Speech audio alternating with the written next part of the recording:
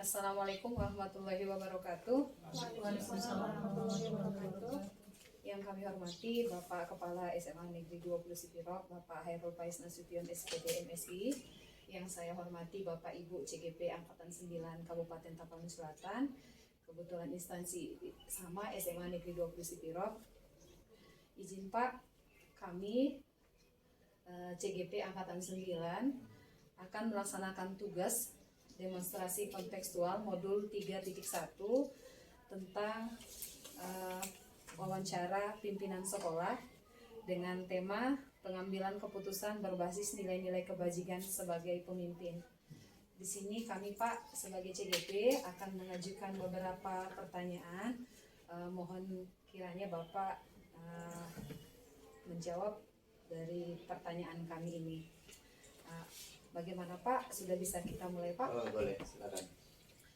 Baik. Selama ini menurut Bapak, bagaimana Bapak dapat mengidentifikasi kasus-kasus yang merupakan dilema etika atau bujukan moral Pak? Ya, yang biasa kita lakukan kan sebenarnya kita harus lebih mencari informasi, mengidentifikasi masalah tersebut. Sebenarnya seperti itu ya, artinya kan dengan melakukan pengamatan terhadap masalah yang ada atau terhadap kasus yang terjadi. Saatnya jam 14.10 dan 11. Informasi dari misalnya dari berbagai pihak ya, terutama mungkin pihak terkait gitu ya. Mungkin kita juga mengecek kebenaran. Ya, dengan harapan tentunya agar kita nanti dalam mengambil keputusan tidak ngalah, bahasanya itu kan kita cek and recheck lah itu kan gitu ya. Dan berbicara tentang dilema etika itu sebenarnya kan kita melihat pertentangan nilai ya, melihat pertentangan nilai dan arahnya nanti bagaimana misalnya dampak atau pengaruhnya terhadap guru kan gitu ya. Jadi kalau misalnya kalian sebagai siswa, bagaimana dengan kasus yang ada setelah identifikasi, cari informasi, nanti akan mengarah pada kalau kita ambil keputusan apa dampaknya terhadap siswa kan gitu, apa dampak terhadap siswa ya. Kemudian juga tidak ada salahnya mungkin seperti saya paling saya lakukan konsultasi dengan guru-guru. Kalian pun juga sebagai guru seperti itu saya kira, konsultasi dengan guru-guru lain terhadap kasus yang terjadi misalnya pada seorang anak, dan kita di sana tetap mengedepankan kode etik guru. Saya pun juga begitu, saya mengedepankan kode etik sebagai kepala sekolah kan gitu ya. Ya. Assalamualaikum. Mungkin. Yuk, bentar ya. Nah, jadi kan apa yang kita ambil keputusan itu, misalnya saya sebagai kepala sekolah, apa yang saya ambil dalam keputusan itu mempertimbangkan dampak sebenarnya kan gitu terhadap guru-guru, kalian pun mungkin terhadap siswa kan gitu ya, sehingga ada semacam bagaimana kita bisa memastikan bahwa kebijakan yang kita ambil itu selaras sejalan dengan prinsip-prinsip etika gitu, seperti itu ya.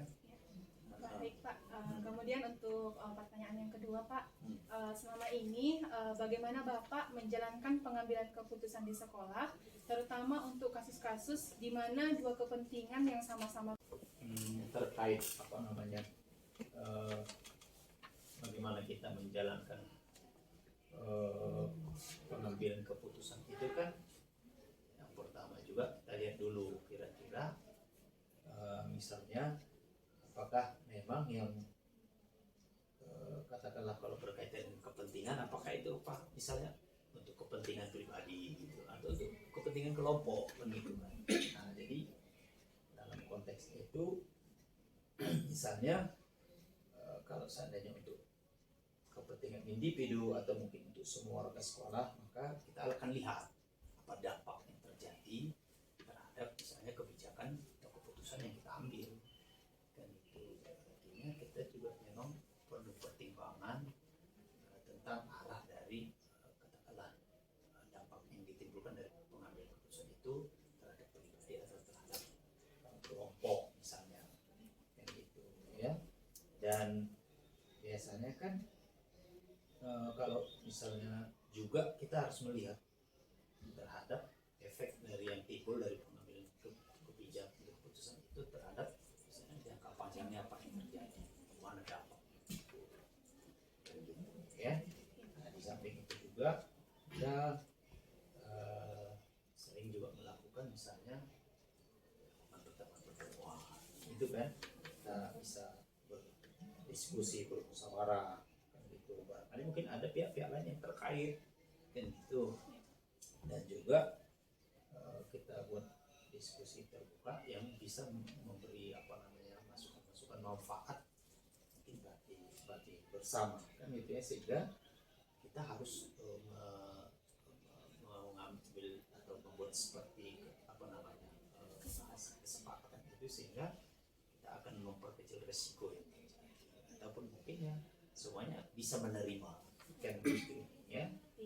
Jadi artinya keputusan itu diambil berdasarkan kesepakatan bersama kan itu, tetapi ingat tadi tetap berpegang pada nilai-nilai yang nilai kebajikan yang kita sudah tetapkan seperti itu ya. Iya. Banyak pertanyaannya, berapa banyak? 8 Pak. Iya. Ya, selanjutnya Oke. pertanyaannya Pak, Ya. langkah-langkah atau prosedur seperti apa yang biasa Bapak lakukan selama ini?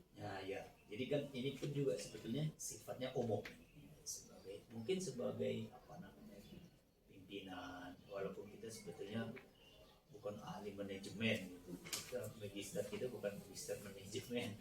Kalau apa cocok itu ya, apa namanya Pak Parlin, apa itu sarjana Pak Parlin yang betul. Nah, gimana lagi?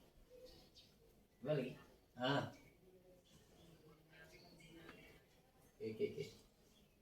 Ya, kita ada dulu ya. Nah,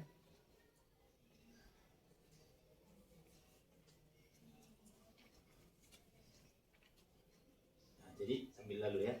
Kita biasanya kan jangan mengambil satu, katakanlah misalnya keputusan tapi tanpa kita ketahui dulu duduk masalahnya gitu ya.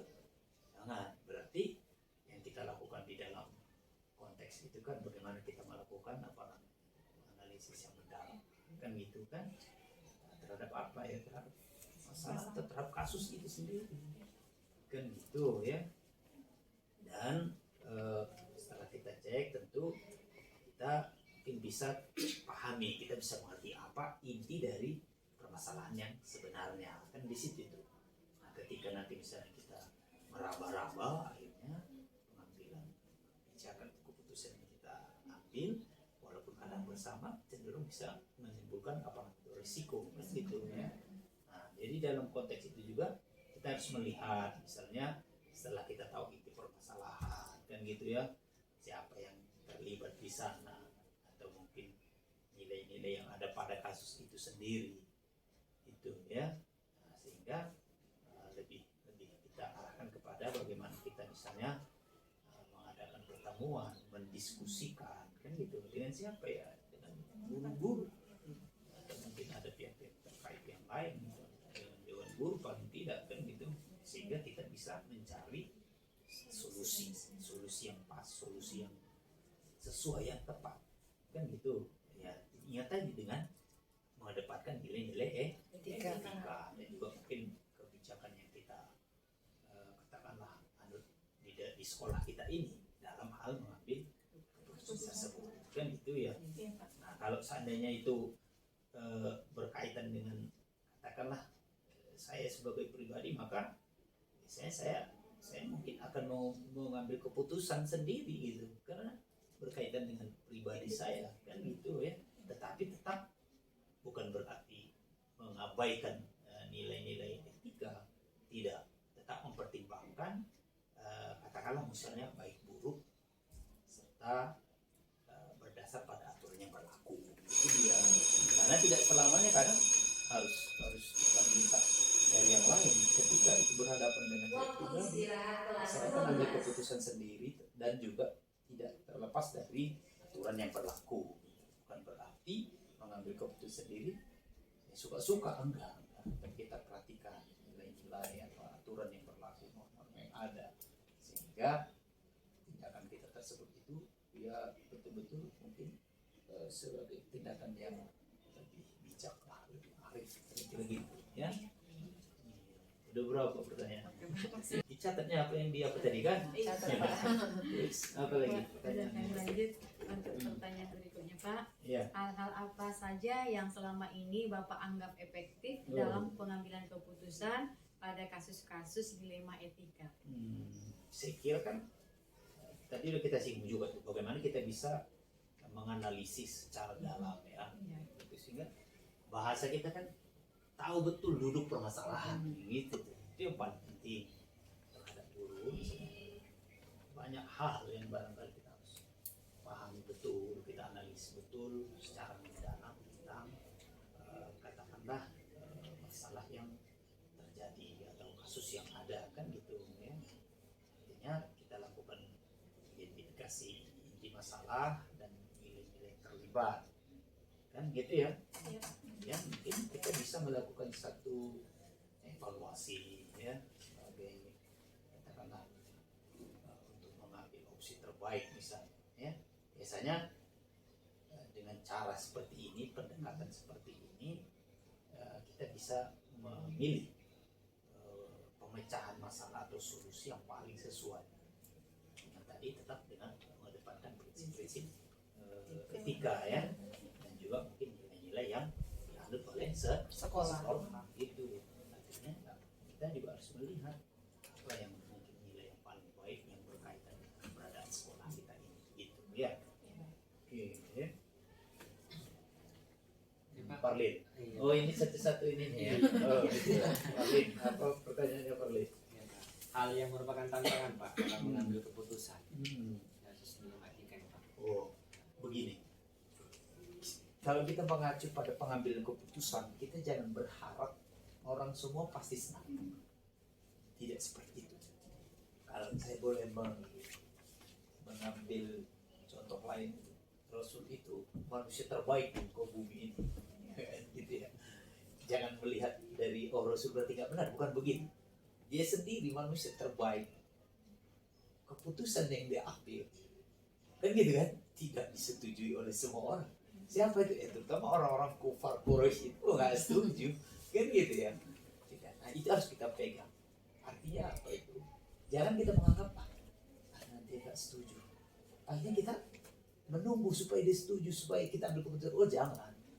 Kita harus paham itu bahwa tidak semua orang akan puas, akan enjoy dengan keputusan yang kita ambil tersebut itu. Karena apa? Karena menyangkut keputusan itu biasanya menyangkut orang banyak. Kan gitu. Kecuali mungkin untuk person. Gitu. Ini menyangkut keputusan orang banyak. Gitu. Nah, jadi kan tidak akan pasti tidak akan membuat semua orang puas. Ada yang suka, ada yang tidak suka. Tetapi yang paling penting itu dulu yang perlu kita pahami sebagai pemimpin itu, sehingga tidak, walaupun itu kita pahami, nggak berarti kita nggak usah ambil keputusan. Ada yang nggak suka, nggak bisa, tidak akan terjadi. Kalau misalnya terjadi itu pemilihan presiden, siapa yang terpilih belum tentu itu 100%, jarang sekali. Ada satu orang saja pun sudah tidak 100% kan gitu ya. Tapi ya sekalipun itu terjadi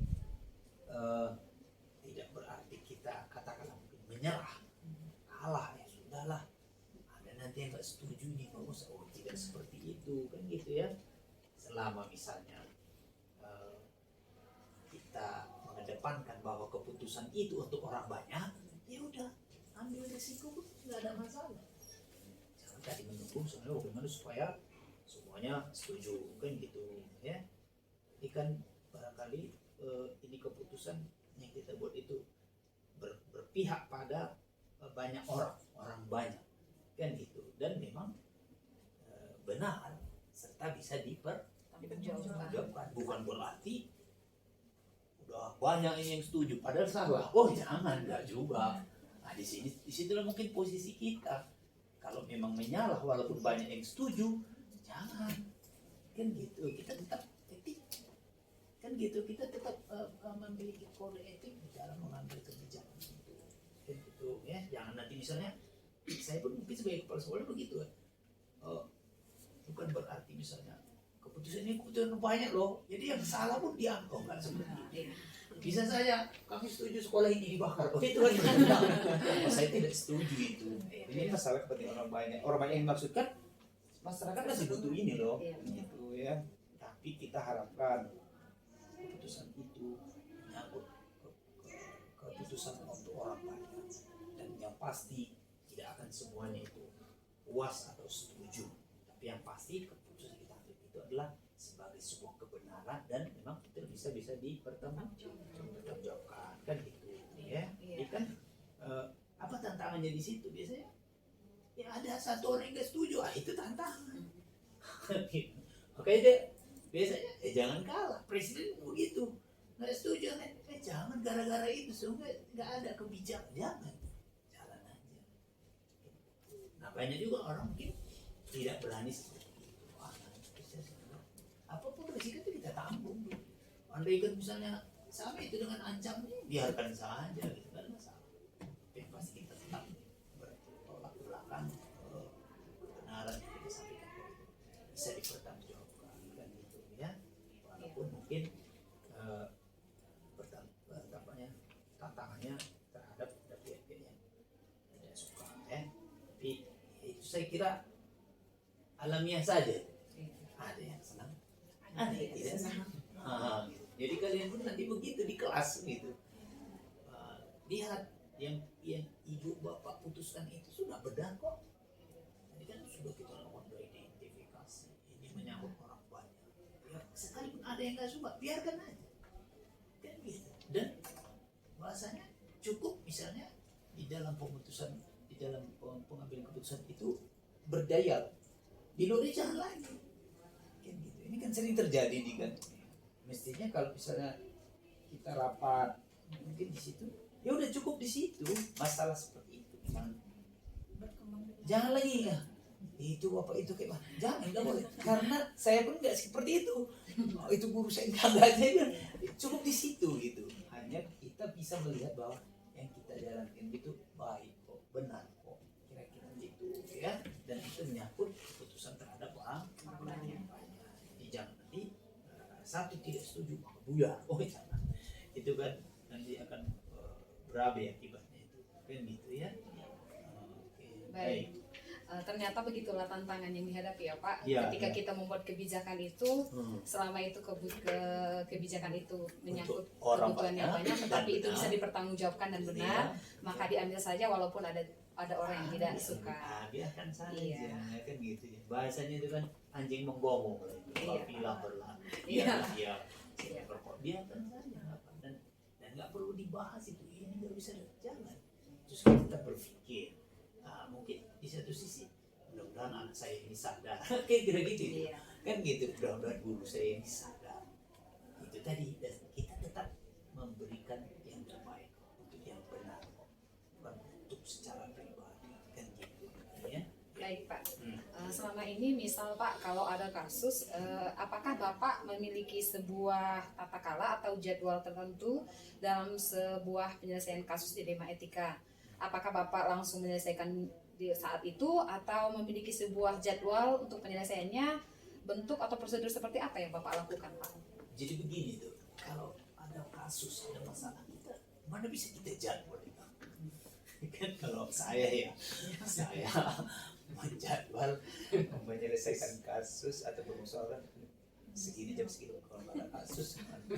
Jadi apalagi misalnya ada masalah, tunggu dulu jadwalnya menyelesaikannya. Ayo berabe lo ini. Mungkin kalian pun bapak ibu juga sebagai guru, jangan ada kasus selesaikan, cari solusinya. Ayo bermusyawarah, cari fakta-fakta yang bagaimana ini segala macam. Pasti kalau misalnya saya sih nggak ada jadwal jadwal khusus untuk seperti itu. Nah, kalaupun kita punya jadwal itu sebenarnya ada jadwal kita paling tidak misalnya bertemu 1 kali 1 bulan kan. Nah, tapi bukan berarti mengarah pada bagaimana menyelesaikan kasus, maka sebenarnya tidak, walaupun ada juga seperti itu kan gitu ya, karena kita pengen kalau ada masalah itu kita selesaikan secepat mungkin. Nah itu kuncinya di situ kan, selesaikan secepat mungkin kan, harus gitu. Walaupun jujur ya kadang dapat tantangan juga di kita, ya apa itu kesempatan kan gitu ya, kemudian mungkin bagaimana bisa berkomunikasi dengan orang-orang terkait ini. Ini ada tantangannya juga ini kan gitu ya, sehingga yang pasti kita pengen kasus itu diselesaikan, dipercepatlah penyelesaian sesegera mungkin kan gitu ya, dan memastikan bahwa mungkin proses pengambilan keputusan itu ya berjalan dengan baik gitu. Dengan bagaimana kalaupun misalnya masalahnya masalah kecil ya kan gitu, dan harus saat itu juga diputuskan, maka keputusan kita betul-betul harus diambil kan gitu ya. Kalau bagaimana kalau seandainya masalahnya berat sekali misalnya kan gitu, tentu ada prosedur-prosedur gitu ya. Pun gitu juga itu, kalau masalahnya berat jangan ambil langsung kan, kan gitu. Dan ada semacam ini loh, ada saya pernah dengar juga itu, jangan mengambil keputusan dalam kondisi emosional, tidak bisa kan gitu. Lebih bagus berpikir dulu, tenang dulu, sehingga kita lebih arif lah itu nanti saya kira itu untuk mengambil keputusannya. Kalau kita sedang emosi, yang saya dengar itu kalau kamu mengambil keputusan dalam situasi emosional maka akibatnya buruk. Pegang itu kan gitu kan, tapi butuh kesabaran ya, mempertimbangkan kan gitu ya. Kalau tadi saya bilang masalahnya berat, biasanya kan kita cenderung mana ya. Jadi ada juga itu kadang seperti kalian atau seperti kita guru, ada juga itu kadang dia pengen keputusan yang kita ambil itu detik itu juga, tetapi mungkin masalahnya perlu proses, penyelesaian perlu proses. Ada juga itu. Tapi kalau mungkin yang masalahnya kecil, selesaikan. Walaupun memang bukan berarti proses yang kita maksud mengulur-ulur, enggak. Sama itu semua. Misalnya sebagai aparat penegak hukum itu begitu. Nggak bisa. Cobalah mengadu bapak ini. Apa namanya? Handphone saya hilang itu harganya 32 juta.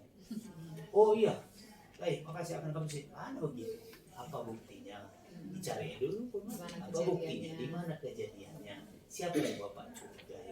Baru dicari lagi. Ayo dirapatkan lagi. Itu kan dengan tim kan? Di sini masalah bagaimana? Oke, putuskan siapa yang tertulis. Ayo selidiki dulu.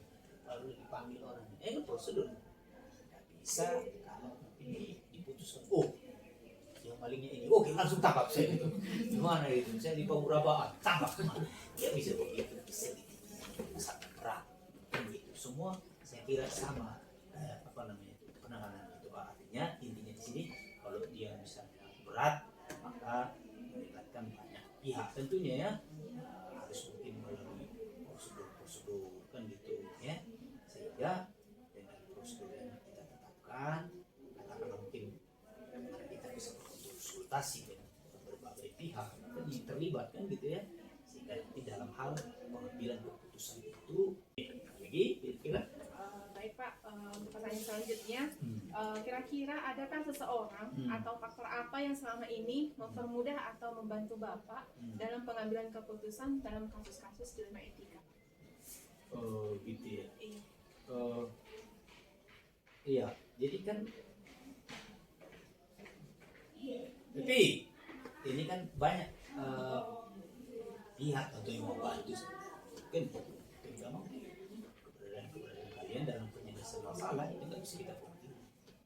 Cuman kadang kita berpikir bahwa kita nggak terlibat, kita nggak, sebenarnya tidak. Jadi banyak pihak tentunya yang membantu untuk menyelesaikan masalah ya. Dan saya biasanya mengajak kepada sekolah lah kan gitu ya, yang terkait yang lain kan gitu, termasuk misalnya orang tua ya, atau wali murid, ataupun juga mungkin orang-orang yang orang-orang dekat lah. Itu bisa kita jadikan sebagai bisa kita manfaatkan sebagai membantu dalam menyelesaikan permasalahan-masalah itu. Dia kan apakah misalnya dia personal juga mungkin bisa juga, pasti orang-orang yang mengalami permasalahannya, jadi banyak yang membantu dalam mencari katakanlah alternatif solusi. Nah itu apanya itu juga begitu ya. Kemudian biasanya guru saya berkomunikasi dengan yang lain, pemangku kepentingan yang lain yang berkaitan dengan sekolah, itu sering membantu kita. Ada saya katakan orang tua gitu. Ada juga itu kalanya murid itu pun bisa juga kita lihat. Bisa. Nah, kalian pun juga begitu, jangan menganggap kadang bahwa kenaan siswa itu hanya masih anak-anak.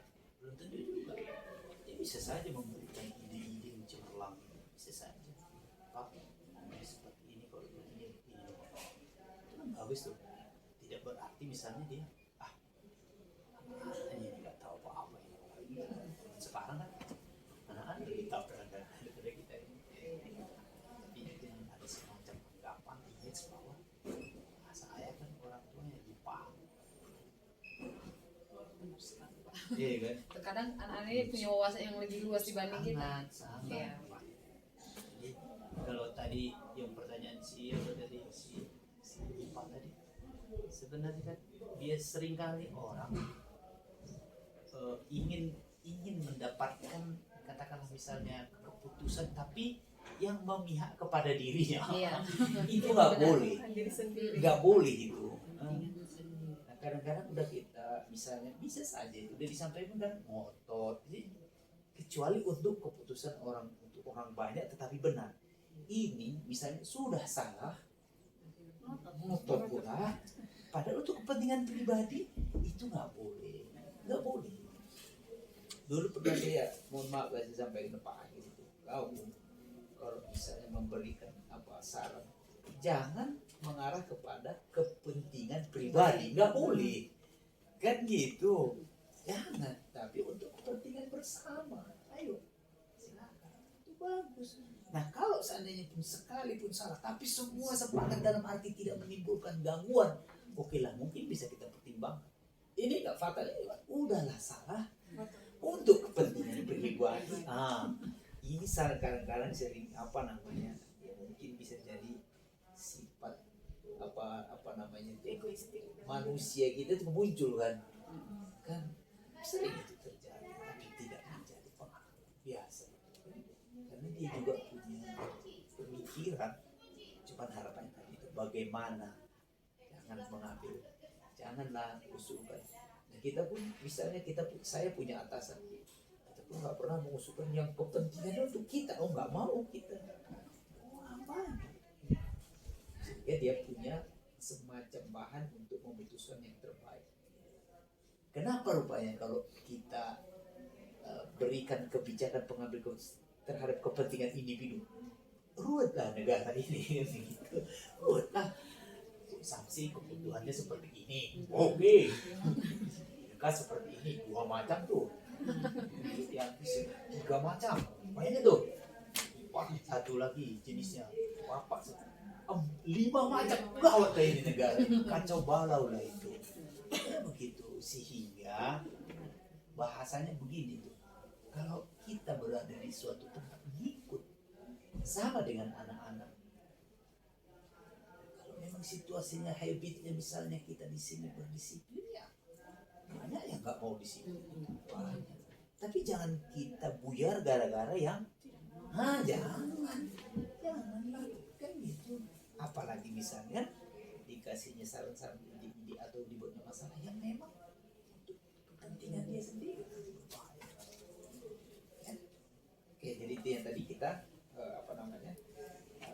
melibatkan ya, melibatkan warga sekolah ya, jadi terkait yang lainnya dalam hal kita anggap itu membantu pengambilan keputusan gitu ya dalam kasus dilema etik gitu ya. Oke. Ya, sebagai pertanyaan pamungkas Pak. Oh, pamungkas ini. Iya. Ya, dari semua hal yang telah disampaikan, pembelajaran apa yang Bapak petik dari pengalaman Bapak mengambil keputusan dilema etika? Kan tentu kan bagaimana kita belajar tentang pentingnya kan gitu ya. Katakanlah mempertimbangkan nilai-nilai kebijakan itu sendiri sangat penting, sehingga bagaimana dampaknya yang terjadi misalnya mungkin pada guru kan gitu. Kalian pun juga begitu, lah misalnya kalian perhatikan pembelajaran apa yang kalian dapatkan di dalam mengambil keputusan yang berkaitan dilema etika itu, pasti nanti akan muncul semacam pemahaman bahwa penting sekali rupanya kan gitu, mempertimbangkan nilai-nilai kebajikan dan bagaimana bisa kita melihat dampaknya pada murid, pada orang lain gitu kan gitu. Saya pun juga pada guru gitu, itu pembelajaran. Ini tidak berarti biasa saja, itu bukan. Kita diajari, penting sekali karena ini menyangkut orang lain, menyangkut orang banyak. Kalian pun begitu, bagaimana kita bisa menyadari sepenuhnya bahwa penting sekali mempertimbangkan nilai-nilai kebajikan itu yang boleh kita katakan dan berdampak, katakan misalnya pada siswa kan gitu ya. Dan pembelajaran yang paling penting saya kira itu pembelajaran utama yang saya dapatkan, saya peroleh di situ, bahwa setiap mengambil keputusan gitu kan, atau mungkin harus selalu berfokus pada kepentingan murid kan gitu. Dan itu arahnya itu. Artinya kalian pun setiap kebijakan yang kalian ambil, kalian tadi sudah paham penting sekali mempertimbangkan nilai-nilai kebajikan itu dan berdampak pada murid kan gitu ya. Harus selalu berfokus pada kepentingan murid. Kita pun juga begitu, harus saya yang mengedepankan kepentingan guru kayak gitu. Tidak apa kepentingan saya nggak bisa kayak gitu kan. Nah, kalau misalnya sudah kita lakukan ini, tentu akan tercipta apa namanya itu lingkungan yang nyaman, aman, sehingga gitu. Sehingga itulah tujuan kita, kan? Itu mungkin pada akhirnya positif dan baik bagi mereka. Nah, gitu. Siapapun mungkin sebagai kepala sekolah, bagaimana itu bisa saya lakukan berdampak pada guru, dan intinya nanti kita bisa ciptakan di lingkungan sekolah yang kondusif. Tapi ingat tadi, jangan pribadi. Kan gitu ya. Nah, ini yang sering merusak itu. Jadi kadang karena kepentingan pribadinya, dianggapnya sekolah ini nggak benar. Jangan, nggak boleh. Justru kita yang harus mampu menata hati kita, sehingga keinginan yang tidak tercapai itu, ya jangan kita jadikan sebagai satu acuan bahwa itulah yang benar. Kan menurut kita, tapi menurut orang banyak gimana? Menurut kepentingan orang banyak ada apa? Jadi kalian pun begitu. Setiap mengambil kebijakan, mengambil kebijakan, fokus pada bagaimana berdampak pada murid dan baik dan positif bagi mereka, seperti itu ya. Baik Pak, Ya. sungguh luar biasa wawancara kita hari ini. Kami sebagai CGP mendapatkan wawasan yang sangat banyak, menginspirasi sekali, terutama dalam pengambilan keputusan berbasis nilai kebajikan sebagai pemimpin. Semoga nanti kami setelah lulus jadi CGP, kami bisa menjadi pemimpin yang dapat mengambil keputusan berdasarkan atau berbasis nilai-nilai kebajikan. Untuk itu, saya mewakili rekan-rekan CGP mengucapkan banyak terima kasih kepada Bapak atas waktunya. Sekali lagi Kami ucapkan terima kasih. Jika ada kata-kata kami yang kurang berkenan kepada Bapak, kami mohon maaf. Kepada Allah kami mohon ampun. Saya sudahi dengan salam. Wabillahi taufiq wal hidayah. Assalamualaikum warahmatullahi wabarakatuh. Waalaikumsalam. Oke, baik, terima kasih.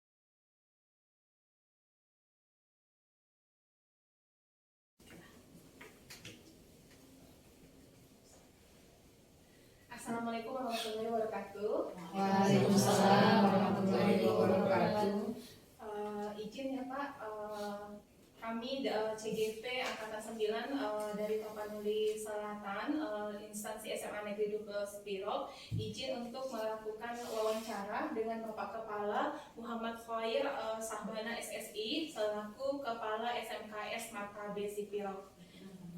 Perkenalkan Pak, yang di samping kanan saya ada Bu Irma, ini selaku CGP dengan mata pelajaran Bahasa Indonesia. Kemudian saya sendiri, Ika Amelina Harahap, guru mata pelajaran Biologi. Samping kiri saya ada Ibu Mas Naipa, guru Biologi juga Pak. Kemudian di ujung ada Bu Nur Samsi, selaku guru BK di SMA Negeri 12 Sipirop. Dan yang di depan saya Pak Parwin Pane, guru ekonomi di SMA Negeri 12 Sipirop Pak. Jadi Pak, di sini kami izin untuk melaksanakan tugas demonstrasi kontekstual pada modul 3.1 dengan tema pengambilan keputusan berbasis nilai-nilai kebajikan sebagai pemimpin. Jadi pada kesempatan ini Pak, kami akan mengajukan beberapa pertanyaan kepada Bapak yang berkaitan dengan tema yang saya bacakan tadi Pak. Kemudian kami mohon izin dan mohon waktunya ya Pak untuk kita melakukan. Boleh. Oke Pak. Jadi bisa kita mulai Pak? Boleh. Untuk pertanyaan yang pertama Pak, selama ini bagaimana Bapak dapat mengidentifikasi kasus-kasus yang merupakan dilema etika ataupun bujukan moral? Baik, terima kasih Ibu.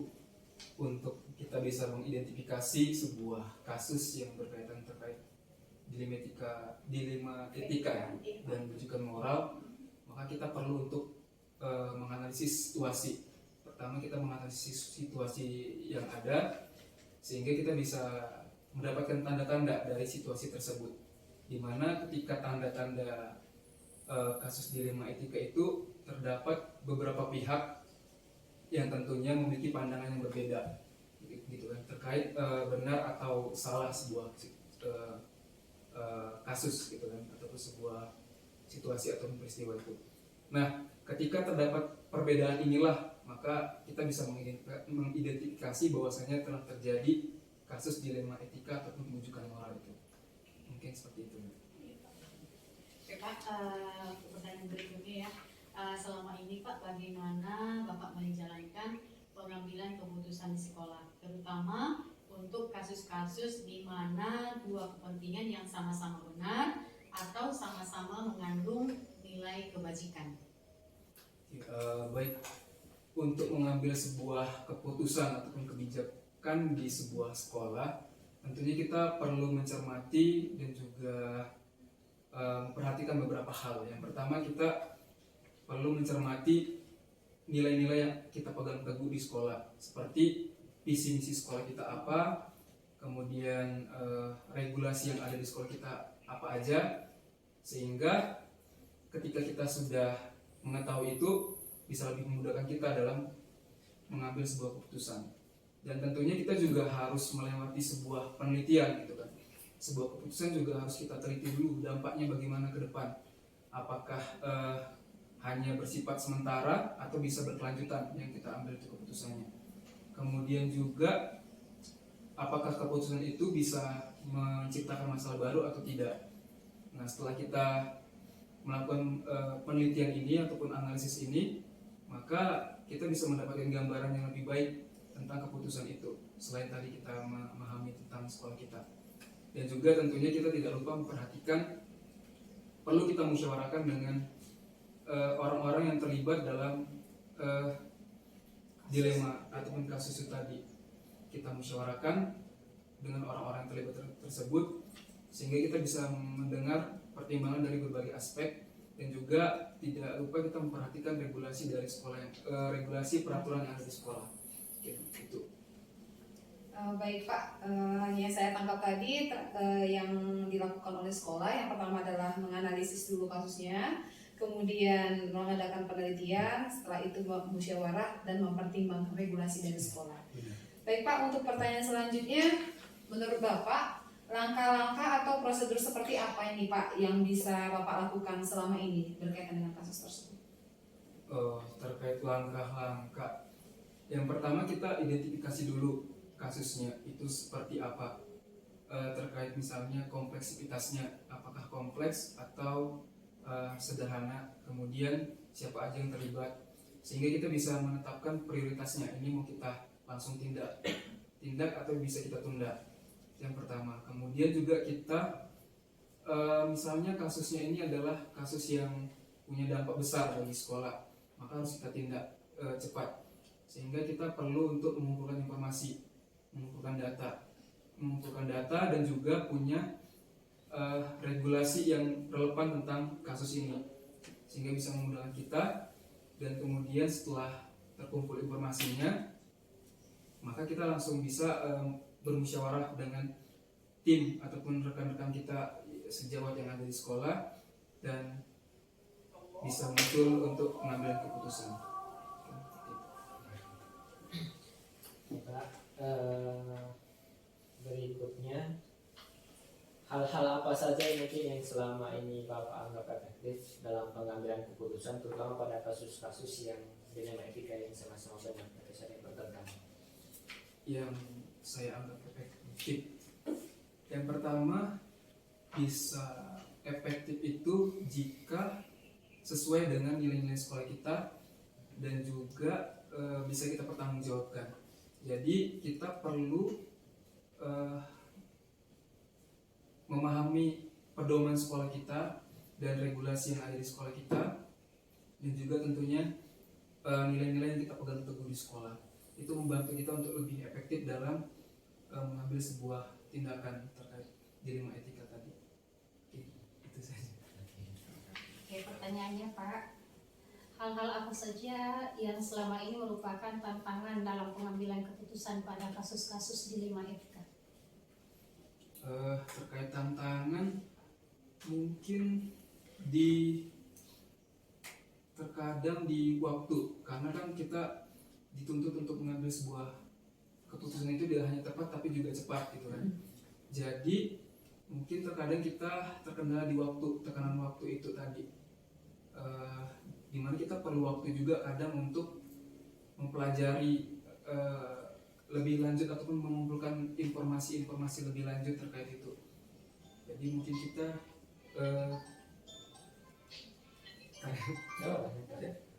kita mungkin terkendala di situ di waktu tadi kan. Kemudian juga karena dilema etika ini tadi melibatkan beberapa pihak yang berbeda pandangan, tentunya akan lebih menjadi sebuah tantangan bagi kita jika ada emosi yang terlibat gitu. Misalnya satu pihak dengan pihak yang lain itu karena sama-sama membenarkan nilainya masing-masing sehingga terlibat emosi. Nah, kalau sudah sampai seperti itu maka akan menjadi tantangan juga, tantangan baru bagi kita.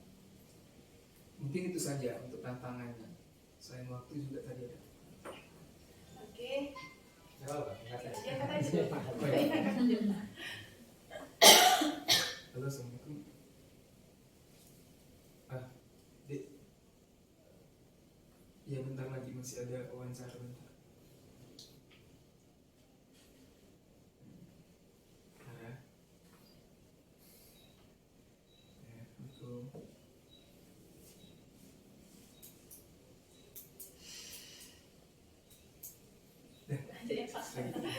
Oke Pak, tadi tentang tantangannya yang pertama ada di waktu sama emosi yang terlibat ya, sangat luar biasa memang untuk menyatukan berbagai macam isi kepala dari orang berbeda ya Pak.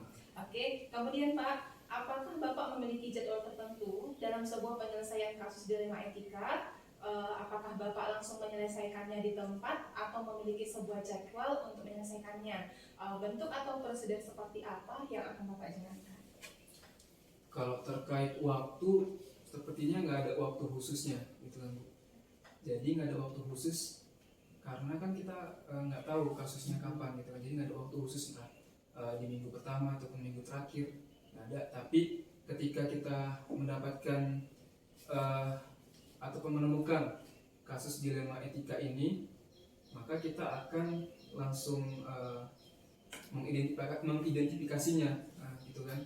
Kalau memang dia kompleksitasnya rendah dan bisa langsung kita selesaikan, ya kenapa tidak kita langsung selesaikan di hari itu juga. Tapi kalau misalnya dia butuh waktu untuk mengumpulkan informasi ataupun bermusyawarah dengan orang-orang yang terlibat, ya mungkin kita bisa jadwalkan untuk waktu tertentu untuk menyelesaikan itu. Itu saya. Iya Pak. Waktunya. Jadi Pak, pasti tidak ada waktu khusus ya Pak. Tidak ada waktu khusus. Oke Pak, selanjutnya tadi sudah dijelaskan faktor-faktornya tidak tergantung dengan waktu ya, tergantung daripada masalah yang datang ya, situasinya.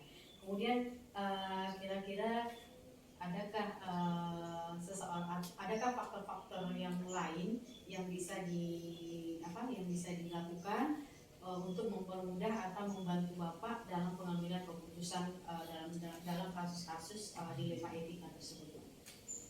Kalau faktor-faktor lain yang bisa membantu ya Bu ya. Iya. Atau seseorang yang bisa Seseorang. membantu. Kalau seseorang tentunya kita kan punya tim, gitu kan. Tim di sekolah, baik itu rekan-rekan guru, kemudian juga ya tim di sekolah lah. Itu mungkin bisa membantu kita dalam memberikan sudut pandang yang berbeda sehingga bisa menghasilkan keputusan yang lebih tepat.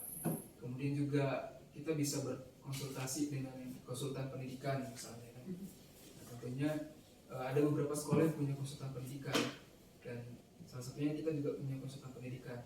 Ini kita bisa berkonsultasi ke konsultan pendidikan. Kemudian juga faktor-faktor lain yang bisa membantu mungkin dengan kita memahami secara detail tentang pedoman sekolah, kemudian regulasi yang ada di sekolah, kemudian juga regulasi yang ada di dinas pendidikan terkait sekolah, itu bisa lebih membantu kita dalam menyelesaikan kasus ini dengan lebih cepat. Baik Pak, ternyata ada konsultan pendidikan ya Pak di sekolah Bapak, sungguh luar biasa. Pertanyaan terakhir nih Pak dari kami CGP, dari semua, tentu kan Pak ketika menangani kasus pasti ada pelajaran atau hikmah yang dipetik. Nah Pak, dari semua hal yang telah disampaikan oleh Bapak sendiri, pembelajaran apa yang Bapak dapat atau Bapak petik dari pengalaman Bapak selama ini saat mengambil keputusan dilema etika? Baik, pembelajaran yang saya dapat mungkin lebih ke kenali sekolah kita lebih dalam, sehingga kita bisa mengetahui seluruh terkait nilai-nilai, terkait siswa, guru dan sebagainya.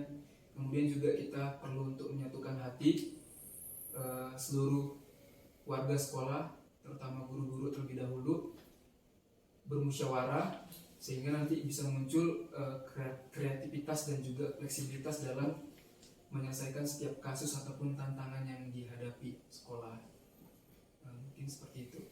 Dan tidak lupa juga penting untuk kita memahami bahwa sebaik-baiknya sekolah itu ataupun sebaik-baiknya manusia itu adalah yang bisa bermanfaat untuk masyarakat dan bisa bermanfaat bagi orang lain. Mungkin itu. Luar biasa. Luar biasa jawaban dari Bapak Kepala. Oke Pak, terima kasih atas jawaban-jawaban yang telah Bapak sampaikan terkait dengan pertanyaan-pertanyaan kami. Sungguh benar kami sudah mendapatkan pengetahuan yang baru seputar pengambilan keputusan, di mana nanti kita mempertimbangkan tentang etika dan juga moralnya Pak. Terima kasih sekali sudah memberikan kesempatan kepada kami ya Pak. Demikianlah sesi wawancara kami dari CGP Angkatan 9 Tapanuli Selatan dari instansi SMA Negeri 20 Sipirok. Assalamualaikum warahmatullahi wabarakatuh. Waalaikumsalam warahmatullahi wabarakatuh.